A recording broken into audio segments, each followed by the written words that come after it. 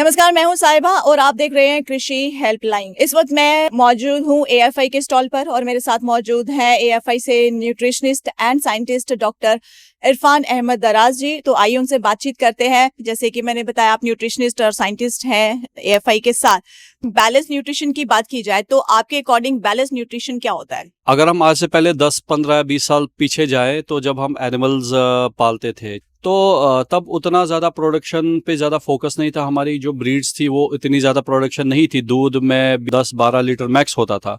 लेकिन आजकल बदलते ज़माने में और जो आजकल को नया सीन है, जो ब्रीड्स हैं उनकी प्रोडक्शन बहुत ज़्यादा है, महंगाई का ज़माना है, खर्चे बहुत ज़्यादा है। तो इस सीन में अगर एक फार्मर कम से कम खर्चे में ज़्यादा से ज़्यादा मुनाफा कमाना चाहता है तो उसको जो न्यूट्रिशन है, जो खर्चा है खान पान पे, जानवरों पे, उसको बैलेंस करना बहुत ज़रूरी है। बैलेंस करेगा न्यूट्रिशन, जानवर जो प्रोडक्शन फिर देंगे, तो जिसको हम रिटर्न ऑन इन्वेस्टमेंट बोलते हैं। कम से कम खर्चे में ज़्यादा से ज़्यादा प्रोडक्शन ले, ताकि ये बिजनेस जो है, जो ये इंडस्ट्री है, ये प्रॉफिटेबल जाए एक फार्मर के लिए। तो क्योंकि एक फार्म पे सबसे बड़ा खर्चा रोजमर्रा का जो है वो न्यूट्रिशन पे है। मान लीजिए अगर 100 रुपया दिन में खर्च होता है एनिमल्स पे, तो 70 to 75% तक आजकल के सीन में वो न्यूट्रिशन पे खर्चा है।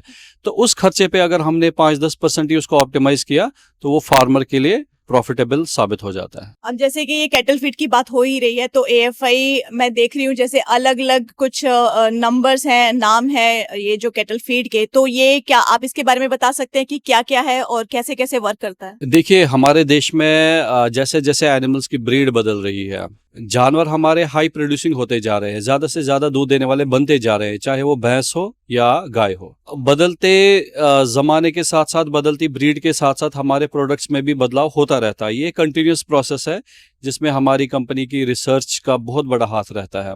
उस रिसर्च को मद्देनज़र रखते हुए हम अपनी प्रोडक्ट्स को बहुत ज़्यादा चेंज करते रहते हैं। जो आप मेरे पीछे जैसे ये MY30 का मतलब है एक ऐसी गायें जो 30 से 35 लीटर तक दूध देने की क्षमता रखती हैं। उनकी जो न्यूट्रिशन की ज़रूरत है, ये वाला ब्रांड बड़े आराम से उसको पूरा करेगा, उसकी ज़रूरतों को पूरा करेगा, उसकी प्रोडक्शन को भी बरकरार रखेगा, और उसके अलावा जो हर आने वाला लैक्टेशन है उसको जानवर को काबिल बनाएगा कि वो कई सारे लैक्टेशंस, कई सारे ब्याज जिसको कहें, कई सारे पंजाबी च आवादजने सोए, बहुत ज़्यादा सोए लेने के लिए काबिल रहेगा। और वैसे ही नॉन मिल्किंग जो जानवर, छोटे बच्चे होते हैं, फिर हीफर्स होती हैं, तो हर स्टेज पे जो जानवर की न्यूट्रिशन की ज़रूरत होती है वैसे ही उन प्रोडक्ट्स को डिज़ाइन किया जाता है, ताकि हर स्टेज पे हर प्रोडक्ट उस जानवर की न्यूट्रिशन की ज़रूरतों को पूरा करे और उसकी ग्रोथ में और प्रोडक्शन में सबसे ज़्यादा उसमें फ़ायदा हो। अब मान लीजिए कईयों के पास गाय होती है और कईयों के पास भैंसें होती हैं, कुछ डेयरी फार्मर्स के पास, वो अलग अलग तरीके से अपना करते हैं। तो क्या ये न्यूट्रिशन सबके लिए एक जैसा रहता है या अलग अलग प्रोवाइड किया जाता है? देखिए, न्यूट्रिशन कभी भी जानवरों के लिए एक समान नहीं होता है।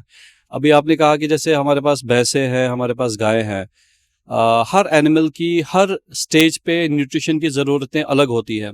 और यहाँ पर जो रोल आता है फिर एएफआई की, या जो हमारी इंडस्ट्री में जो लोग हैं ग्राउंड लेवल पे काम करते हैं, जैसे मैं एएफआई के स्टाफ की बात करूँगा, उनकी सर्विसेज की बात आती है।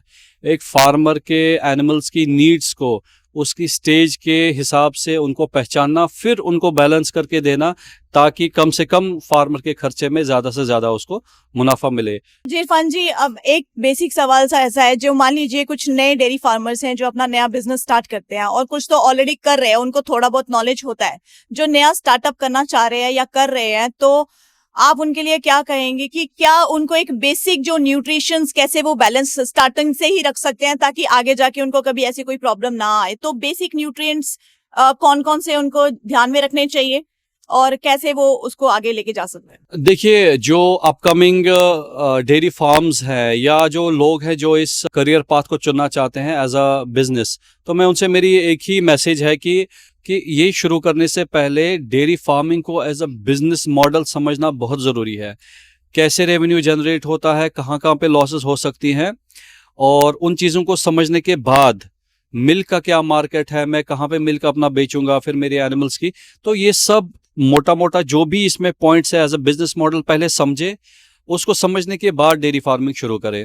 डेयरी फार्मर्स को बिजनेस मॉडल समझिए, उसको समझाने में हम जैसे लोग, हमारे जैसे प्राइवेट इंडस्ट्री है, कई सारे लोग, या गवर्नमेंट सेक्टर है, वो उनको हेल्प कर सकते हैं इस मॉडल को समझने में। तो एक बार इस बिजनेस मॉडल को समझिए और फिर इसको प्रॉफिटेबल बनाने के लिए सबसे ज़्यादा रोल रहेगा न्यूट्रिशन का। जैसे मैंने पहले ही बोला 70 to 75% ऑफ द कॉस्ट जो है इस बिजनेस में वो न्यूट्रिशन पे है।